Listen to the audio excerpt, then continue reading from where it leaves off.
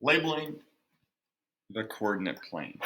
So the coordinate plane is what we use to graph, and you're thinking of it as a giant plus sign. So there are some important parts of this that we need to know. First one being the axis. Well, the horizontal axis, which we know is the one that goes from right to left, is called the x-axis, which makes our vertical axis, the one going up and down, our y-axis.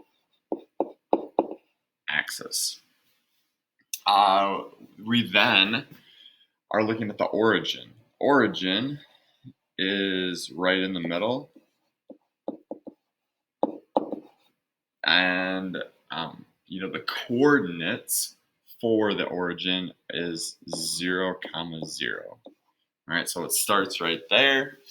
Every time we're going to plot a point, and then we have what are called quadrants.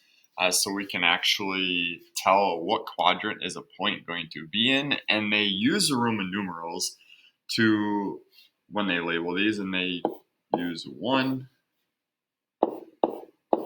2,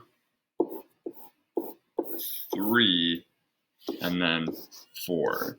And that is the order that they order them in. It's different than the way we would normally number something, but so it goes in a counterclockwise motion.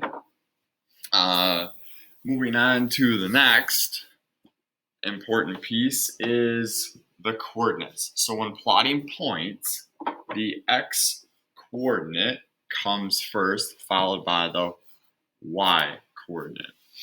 So the key aspects, we are always going to put or see our coordinates or in parentheses, separated by a comma, and we're going to have x, comma, y. So when we're graphing, we know that we're going to move right or left, then we would move up or down, and that is where our point would be located. So in this case of 1, comma, -1, we would move to the right 1 place, down 1 place, and this is where my point would end up. All right, so let's take a look at a few graphing problems. So I am plotting points and determining what quadrant that's going to be in. 4, 2, so I go over to the right 4 times and up 2. And I'm going to label this point 4, 2. That way there's no confusion as to what the point is. Now, I'm also thinking here's 1, here's 2, here's 3, here's 4. So this ends up being in quadrant number 1.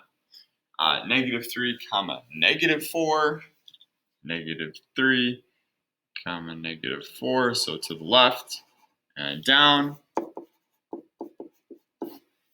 And that ends up putting me in quadrant number 3. 0, comma, -5. So I have to think, I moved right or left first. Well, 0 is my first number, so I'm not moving right or left. I'm just staying in the middle. And then I'm going down to -5. And that ends up being no quadrant. We cannot say that it is in quadrant 3, and we cannot say it's in quadrant 4. So we can actually describe that as being no quadrant. So -2 to the left, up to 6.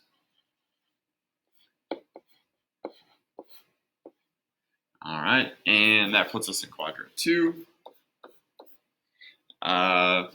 Then we have 1, comma, -1. And that puts us in quadrant 4. And then -4, comma, 0. So I'm going straight to the left. 0, I'm not moving anywhere up and down. And that ends up being no quadrant. So you can see that when we have 0 as one of our coordinates, we are not going to have a quadrant because it actually lands on an axis.